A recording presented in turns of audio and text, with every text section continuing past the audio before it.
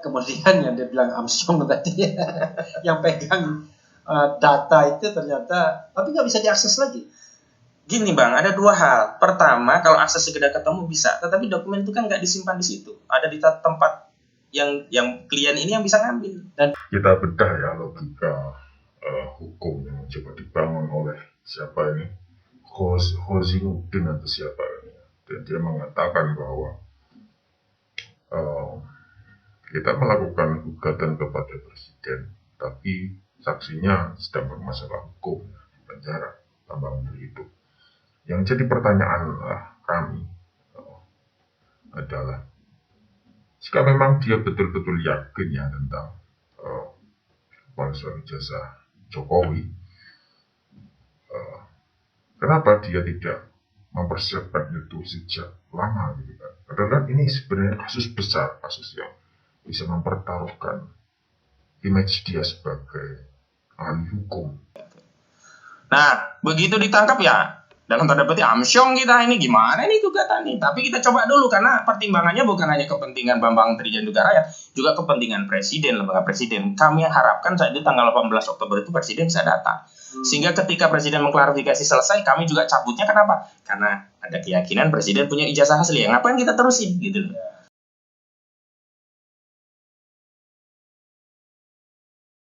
Sama-sama lihat begitu loh. Tapi ternyata presiden tidak datang. Dan setelah kita mau tanggal 31 kemarin, besok kan tanggal 31 kan sidang kedua. Kita pikir-pikir, ini kepentingan klien lagi, juga kepentingan rakyat ya. Karena ijazah palsu presiden itu bukan hanya kepentingan Bambang Tri. Gitu. Kalau kita lanjutkan, Hakul yakin kan pembuktiannya terhalang. Jadi kan kalah nggak mungkin, karena beban pembuktian pada kami. Walaupun tergugat juga punya beban untuk membantah, dia juga harus hadirkan. Tapi yang awal kan beban pembuktian kita, begitu. Kalau kita lanjutkan masuk ke pokok perkara kan kalah. Kalau kalah di situ kan nggak bisa gugat ulang. Paling hanya bisa banding dan kasasi. Tapi kalau banding dan kasasi dengan status memang bukti tak ada, berat. Nah, Oke, kita harus jelaskan ke Sobat Eros. Ya. Jadi kalau gugatan perdata ini nggak seperti MK. Ya. Kalau MK itu full disclosure. Jadi dari awal semua dokumen udah jadi rujukannya ya. Lampirannya udah lengkap. Kalau gugatan perdata ya gugat dulu, bukti nanti.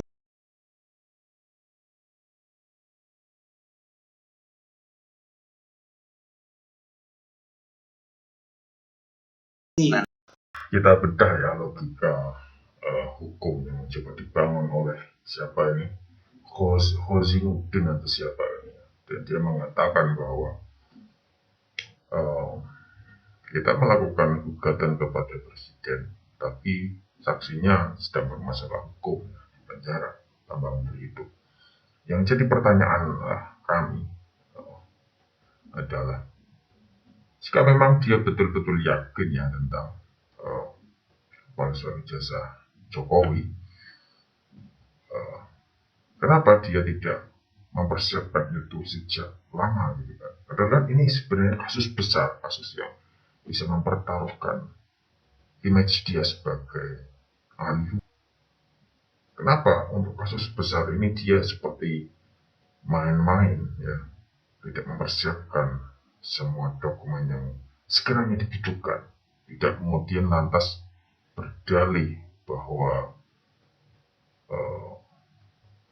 Bambang Tri dicekal, di penjara, kemudian dia tidak mempunyai bukti. Ini saya kira level kelas abal-abal seorang pengacara, dan kemudian dia berdalih bahwa semua dokumen bukti ini ada pada Bambang Tri, begitu kan.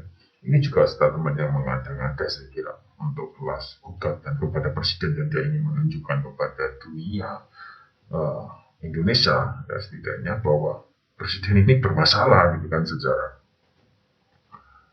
secara hukum data gitu katanya. Tetapi bagaimana mungkin Anda ingin menggugat dengan skala nasional dan berpotensi diliput internasional atau setidaknya nasional dengan cara-cara yang acak-adut seperti ini, dengan cara-cara yang tidak bermartabat begitu. Anda lempar batu sembunyi kepala ya kan, sembunyi otak ya.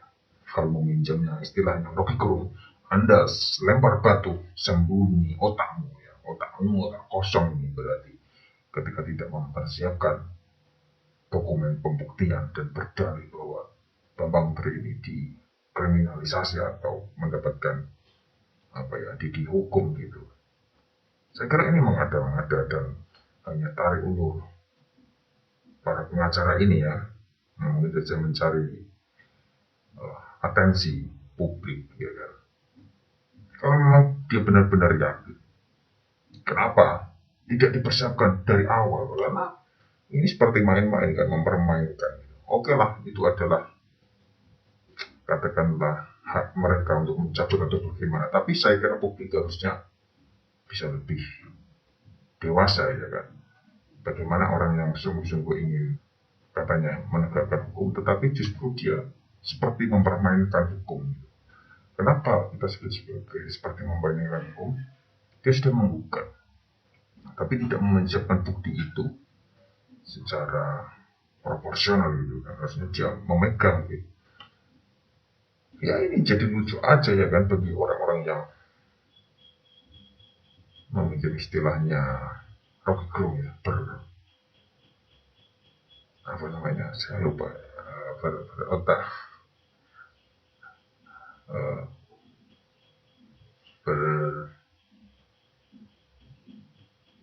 berakal sehat ya.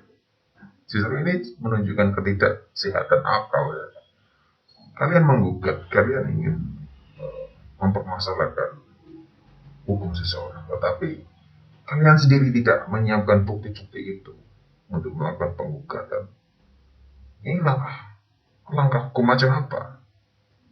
Ya sekali saya tegaskan, meskipun bukti itu ada di Bambang Tri, harusnya kalian itu sudah memegang, jangan hanya berani lempar batu sembunyi akal sehat ya kan Rocky Gerung ya. Gimana Rocky Gerung menanggapi ini? Kenapa kamu tidak menanggapinya dengan cara berpikir yang seperti ini? Harusnya kalau Anda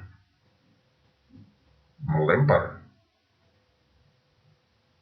gugatan seperti ini, harus disiapkan dari awal. Jangan hanya mengada-ngada, jangan hanya dalam tanda kutip mempermainkan narasi publik, mempermainkan emosi publik. Ya, apalagi ini juga kritik buat Refli Harun.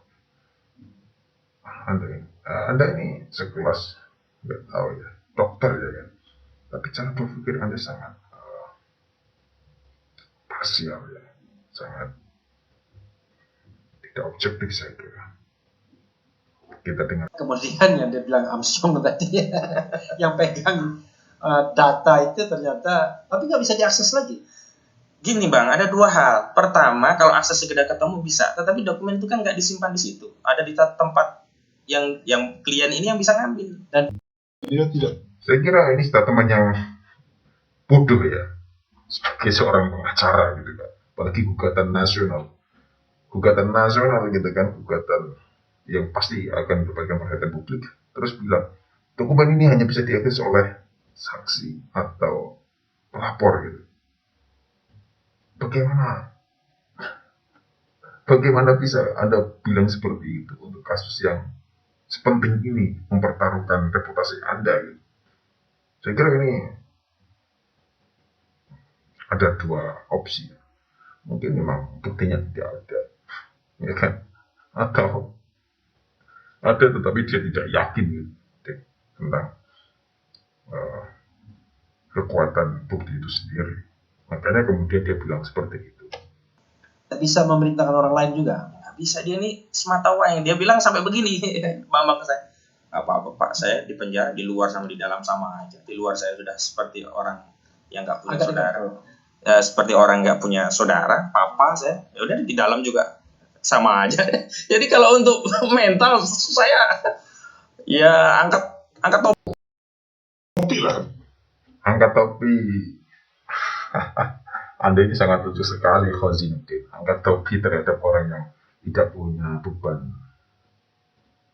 Beban apa itu namanya? Beban keluarga. Sangat aneh. Anda logikanya itu sangat aneh sekali ya. Pak Khozinuddin coba periksakan mentalitas Anda itu ya. mungkin ada yang bermasalah gitu. Ya pasti orang yang tidak punya tanggungan apa-apa, dia akan ngomong seenaknya sendiri begitu. Itu sangat logis. Dia nothing tulus gitu kan, tidak ada tanggungan, tidak ada apa. Dia bisa jadi dia ingin numpang makan aja di penjara gitu kan. Oba alam bisa wah. Ya, kita nggak tahu pikiran orang yang sebenarnya seperti apa. Anda ini sangat lucu sekali. Jelas ini, Anda sangat lucu. Dengan Bambang Tri ini luar biasa. Sampai penyidiknya waktu mau menyidik itu, gila nih Bang, berani bener dia orang ini. Mohon maaf, dia duduk santai begini. Pak, yang penting tolong carikan rokok saja kalau pas jago gitu. Gak ada takutnya nih Bambang Tri. Iya. Itu. Nah, yang kedua saksi. Nah, saksi kan kalau ketemu kita kan bisa kita cari alamatnya, pertama lama, nggak tahu juga, nanya-nanya. Ketika ketemu kita juga di tengah hiruk pikuk kayak gini, saya juga nggak yakin dia bisa diyakinkan. Saya nggak yakin Gitu. itu walaupun Bambang Tri yang ini. Nggak tahu juga itu. Ini kan kayak pemilu kemarin kan. Oh iya. Kemarin bilang keterlibatan ini, terlibatan itu. Begitu jadi saksi nggak berani. Nggak berani. Ya itulah memang kalau kita melawan kekuasaan itu ya ribet. Ya, maksudnya begini, ketika Anda berani membuka gitu kan, dengan narasi yang seperti itu, artinya Anda terlebih dahulu meyakinkan saksi-saksi yang Anda butuhkan. Jangan seperti ini itu tadi, lempar batu sembunyi otak, akal sehat gitu kan. Anda tidak menyiapkan bukti, tapi ya yang penting ini aja dulu lah, cari perhatian, ya itu aja. Level Anda itu hanya sampai di situ ya. Pengacara